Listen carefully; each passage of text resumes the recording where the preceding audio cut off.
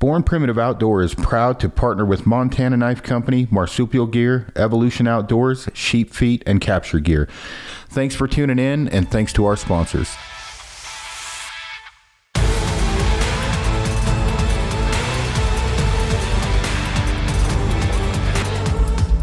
Hello everyone, welcome back to the Born Primitive Outdoor podcast. Today I'm going to be doing a Q&A. I'm supposed to do these once a month, but I screw that up sometimes. So these are basically questions that have been emailed to me, sent on Instagram, or when I do a Q&A, something that requires a little bit more of a lengthy response. I try to keep these around a half an hour. So I've got my little list here. Other than that, I appreciate all the support. We're growing like crazy, which is good. And finally done with show season. Just got back from the Mile High Hunt Expo, and yeah, things are good. Very happy. So, okay, question number one. Hey, Aaron, there's a bunch of new stoves on the market right now. A couple of them you have spoken about. Which one do you think you're going to choose this year? It's always nice supporting outdoor hunting company rather than leaf flickers. So the two stoves that I know of, one's, I think it's supposed to be Summit, but probably for trademark or whatever, they only use 1M. And that's owned by Caleb over at Sheep Feet. And it's more of like a jet boil type of a system. And then there's Rough Ridge. I did a video on Rough Ridge. I have them both. The Summit's actually right in front of me. They're different systems. Again, with the way that the Rough Ridge was built and the kind of, it's not really symmetrical pot where you can fit everything inside of it. The igniter's a little bit different. As far as which one I'm going to use, I don't know. I'm not sure. I like them both. The boil time's a little bit faster on one than the other. Other one's a little bit more ease of use. I would just say support one of them. I'll have more details in the future. I haven't used them all. I don't like speaking in great depth of any product I haven't used.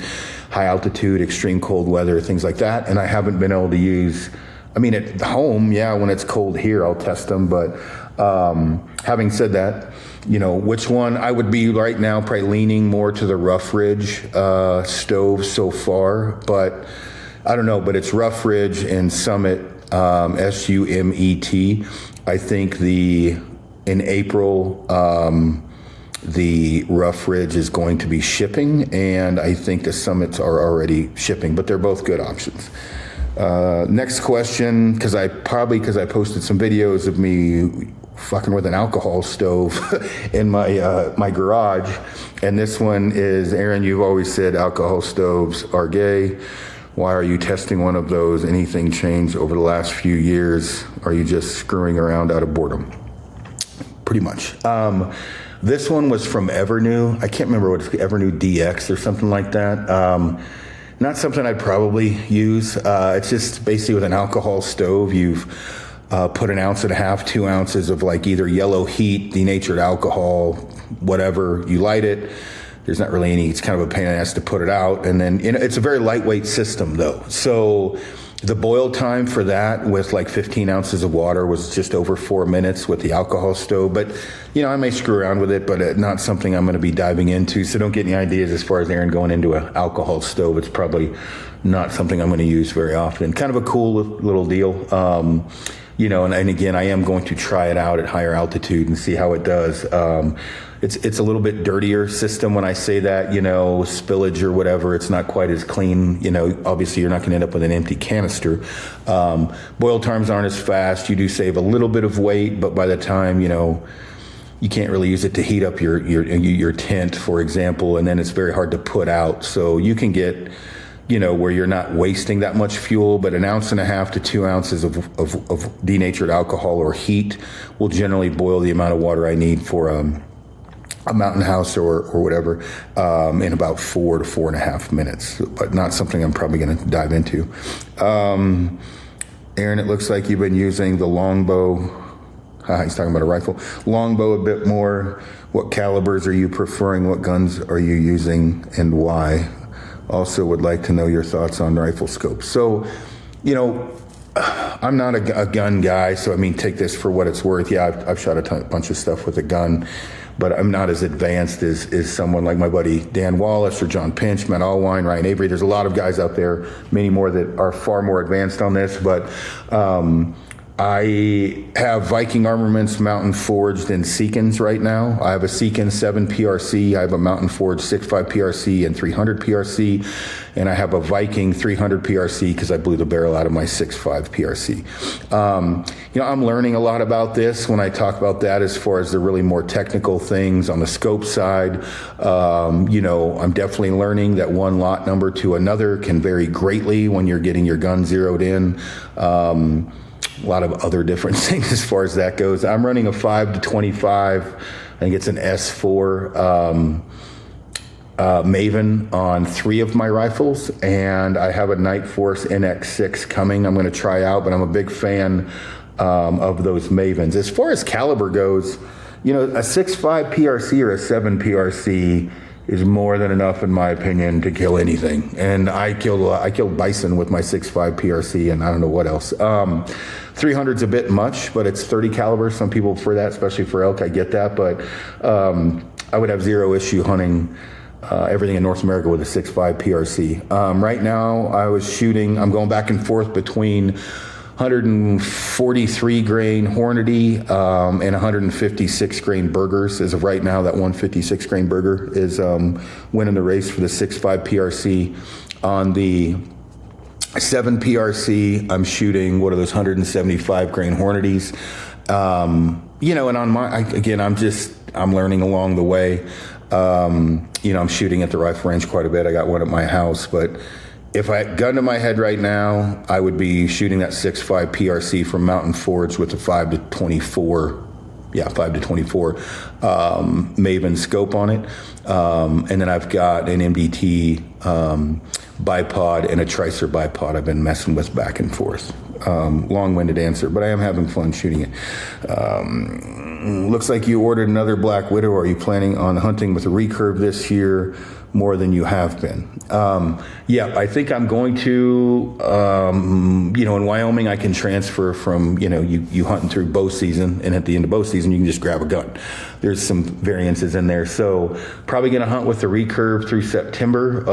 And then if I don't get one, go after, elk or whatever else with the rifle. I'm getting a phone call.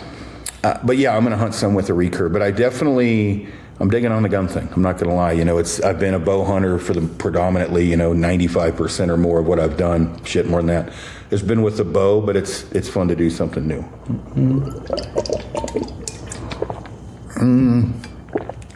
Hey, brother, looks like you got a new truck. Why did you decide to get rid of the Power Wagon? Anything wrong with it? And what did you end up getting? So I did have some issues with the Power Wagon, but it was a great vehicle. I wanted to kind of downsize and get kind of a happy medium mountain vehicle that got better fuel economy mostly. I ended up getting a Chevy Colorado ZR2. It's got a lift on it or whatever else. And I'm digging on it. It's at 18 to 20 miles to the gallon, which is good. Put a deck system in the back, which I really like that deck system. And that was another question I had got, the way to do a video on how I have my deck system kind of kitted out. I did trade it in, but no major problems with the Power Wagon that made me do that. It was just, 8 miles to 12 miles to the gallon is really what made me do that. That's the only downside with a Power Wagon, other than parking it sometimes. Let's see. These are a bunch of just general questions I lumped into one about fly fishing. And again, there's far better people than me, but with fly fishing. I prefer to use a 5 or 6 weight, 9 foot or 9'6" for pretty much everything I'm doing. But obviously there's variances in that. When I say that, with a 6 weight, I can chuck some pretty big streamers. But with a 5 weight, I can do even nymph fishing. A lot of the rods are a bit stiffer than back in the day. So, I would say a 5 weight is going to be fine for a lot of different things, from running like a nymph rig with an indicator, dry fly fishing, things like that. But I probably will just do a podcast or a video going over all of this because, when you start getting into the lines, there's so many different types of lines, meaning, when I run a Nadros, which is from Scientific Angler for indicator fishing. And then I run a heavy, 250 grain sink line for streamer fishing, more predominant than I do a floating line. And so there's a lot to it. But if you're going to go out and buy a rod today, I would say go buy an Orvis Clearwater or an Eco, they call it a trout something, 9-foot 5 weight or 9-foot 6 weight, and that'll generally get you done. But there's way more to it than that you could do a 3-hour podcast on. I heard you were selling the house. Are you planning on moving out of Wyoming or just downsizing? Yeah. This house is far more than I need, so I'm probably going to sell the house at some point and just move farther west towards Du Bois. I'm staying in Wyoming, and I may stay around Riverton, but I just need a smaller house and a much bigger garage. So that's the plan right now. Aaron, I know you've talked about taking TRT and peptides. What are you taking right now, and how much? And what has it actually done to help? So as far as TRT goes, it's like the fountain of youth for me. I say that I'm getting old. I think I started taking TRT when I was 42, so 7 years, I guess. So I take one shot a week of Cypionate, and it's 250 milligrams. So I do 250 milligrams a week, and I just take a shot, and I don't have issues with estrogen buildup, so I don't take the estrozole or whatever the pills are they give you for estrogen buildup. That just gave me more energy, hornier, sleep better. I mean, it just helps in every way. My body I had like a 170. I think I was producing naturally, was a 175, and I'm rolling around 800 with a high free test level. As far as peptides, I take BPC 157 and TB 500 off and on. I'll also take some Morlin and ipumorelin off and on, and that's about it. I probably, if I remember to order it, would take some Morlin and ipumorelin, more frequently, but I take it when I remember to order it. As far as where to get it, my contact online shut down, which was Peptide Sciences, so I don't know where I'm going to get it now. Probably from Defiance Health, my friend down in Colorado. Everybody, quit it, buddy.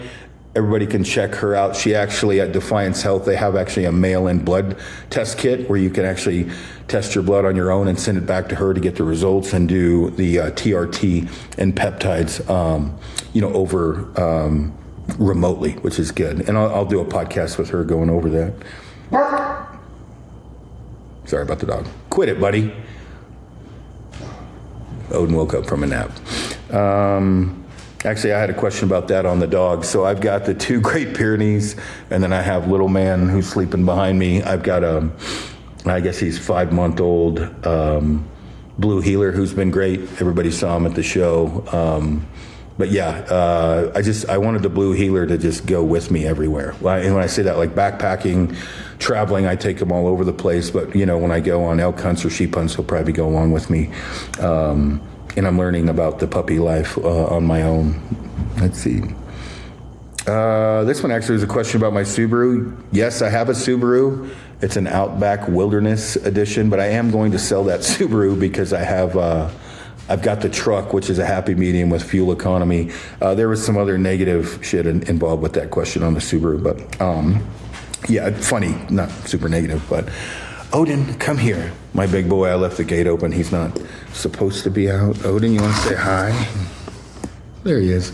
Okay. All right, next up. Any big hunts planned this year? Appreciate all the advice. You've always answered my questions no matter how dumb they are. No problem. But what are your biggest hunt plans? So I'm just doing the normal stuff. I'll probably hunt antelope and antelope and mule deer with Rotier. Probably hunt antelope and mule deer with Alex Nestor. I'm going to hunt elk here in Wyoming, depending upon what tags I draw, and then try to do some whitetail hunts and everything else. The biggest thing in my life's been consumed with projects that we're working on with Born Primitive, backpacks being the main thing. So I'm wanting to come out with those backpacks as soon as I can, which is the next question. Backpacks. Are we coming out with packs? That was a very long-winded email I got about that, which was all good, super positive. Yep, we are going to come out with packs. We did not initially intend to do that, but we are going to come out with packs hopefully in July, possibly August. Yeah, we'll full pack line, frame, multiple bags, a lot of new innovations, which is exciting. can't go into great detail with that. Odin, quit eating his food. Yeah, we're coming out with backpacks. Next question. Kurt and I have talked about this, packs, whatever, the zero drop shoe. That will not be until Q2 of 2027. We're just finalizing things, testing things. We want to make sure it's perfect, so we didn't want to rush into any of that. Aaron, I know you get this question a lot, but do you prefer binoculars and a rangefinder or range-finding binoculars? And which one should I look at if I go down the rangefinder binocular route? So I use it all, right? But I would say rifle hunting, 100% rangefinder binoculars, much easier for me. I got it married up, to my app. So, range it tells me what to dial the gun to. I'm using a EL range from Swarovski for my range-finding binos, but Revic makes a good set, SIG makes a good set. The optical clarity is not there, but honestly, the computer side of it, the rangefinder side of it, the Revic and the SIG is better than the EL range. On the handheld side of things, same things. I have a Revic and I have a SIG, and I like those both. Generally for bow hunting, I'll run bino rangefinder combo, and then I can drop my binos on a stock and just put the rangefinder in my pocket. But yeah, the computer, the software computer rangefinder side of the EL range is lacking compared to a Revic or a SIG. And I've used Leica some, but the EL range is what I'm using. Like I'm going to the gun range later on today, and I've got the EL ranges with me. Aaron, looks like you swapped from Swarovski to Maven. Anything wrong with Swaro, or just looking to make a change or support a local company? Yeah, I still, obviously, EL range, I still use Swaro, but I did get rid of some of it. Yeah, Brendan over at Maven and I get along really well. And so I always like to test stuff out anyway. I'll be running, the Maven binos. I've got the Maven spotters. I still have most of my Swarovski stuff as well, but they're local. They're really good people. So are they the same as a Swaro? No, they're just a little bit same as I've always talked about. There's a difference between them, low light gathering, things like that. But as far as the upper mid range, with everything I've tested, Maven is definitely the best in my opinion with that. They have a field flattener, which a lot of the upper mid do not, and they're priced pretty well. And that goes for the rifles or the binoculars and the spotting scope. As far as the rifle scope goes, from what I've used, I would put that Maven rifle scope against anything I've used, and that's Night Force, Swaro, Zeiss, or whatever, that Maven rifle scope I have. It is heavy. I've got the bigger one, but I would put that rifle scope against anything that I've used. Let's see here. This is about aftermarket strings, so it's pretty long-winded. I'm not going to. So aftermarket strings, I use gas bow strings. I have for the last couple years, off and on for the last since they came out. The biggest difference that you'll see, one, is just the break-in time. There's basically non-existent, break-in time. String separation, things like that, you don't get that a lot with the aftermarket strings, but the break-in time's the biggest one. Most shooters aren't going to see anything past that. Longevity of the string in comparison from a gas bow string to a factory. Generally the gas is going to win, but not always. The factory strings aren't that bad, but I do recommend, if you get a new bow and you can afford it, it's certainly not going to hurt you to upgrade, to an aftermarket string like gas. Let's see. This is about Tricer tripods, which is funny because I just looked. I'm wearing an Outdoorsman shirt that I've had for 10 years. Big fan of Tricer. Some of their stuff I don't use as much as others. Their new, bigger tripods, I think, are the best, like beefy, large tripod for shooting off of photography, things like that. I do use their bipod as well. It's on one of my rifles. And their smaller, tripods or whatever. Let's see. I think it's the AD, I guess, is the one that I use, and they're panhead, but use those on backpack hunts. But yep, they make a great system. They're very, price friendly compared to something like a Really Right Stuff. It's pretty expensive. I'd say the only, the newer Tricer system with the, Tri-Track or whatever the hell with the vertical post, that was a big step up for me. So, but yeah, I'm using Tricer this year on my backpack hunts as far as tripod goes. Same with bipod or whatever. And then the big tripod from them, I mean, I keep one in my truck with me all the time. Let's see, pick a good one out. I've got a bunch here. I actually need to turn the page. Let's see. This is funny.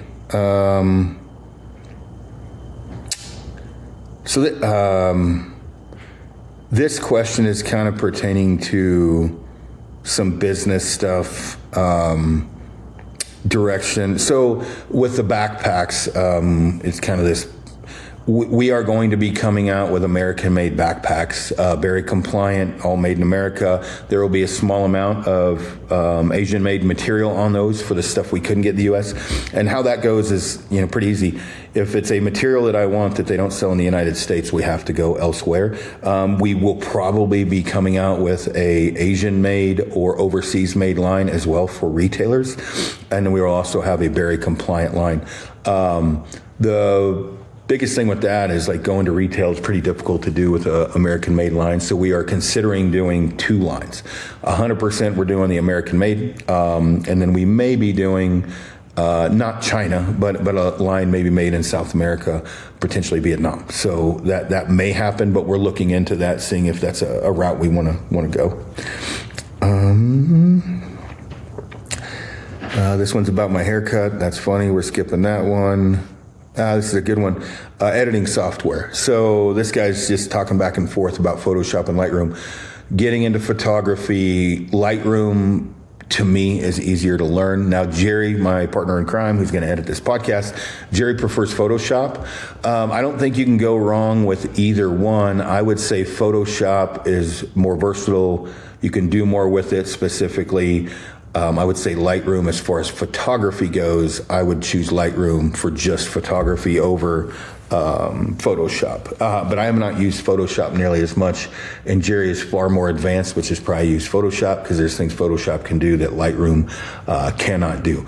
I would caution you, though, if you get Lightroom, to make sure that your computer can handle the juice. Lightroom is a big app, takes a lot of space, so and the memory with some of the new cameras can just hammer a laptop computer. So you want to make sure you've got what you need in the computer side of things before you download something like Lightroom.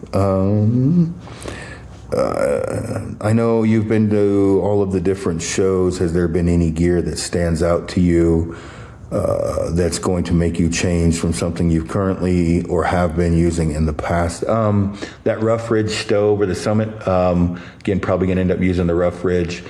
After that, there's not anything that I found really groundbreaking or revolutionary this year that would make me potentially switch away from something I've been using.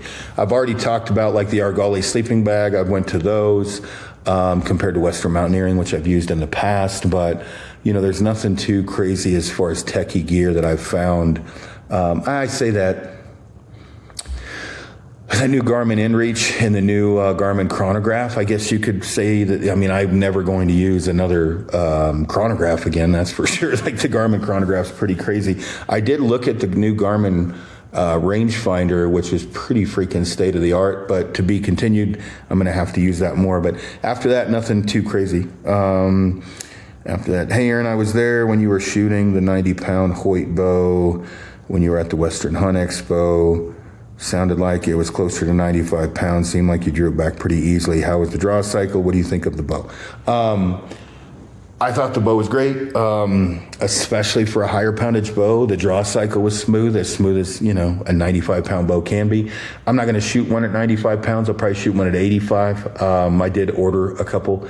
The noise was the biggest thing that I noticed. The noise of those bows was crazy. They were very, very quiet. I liked the bows.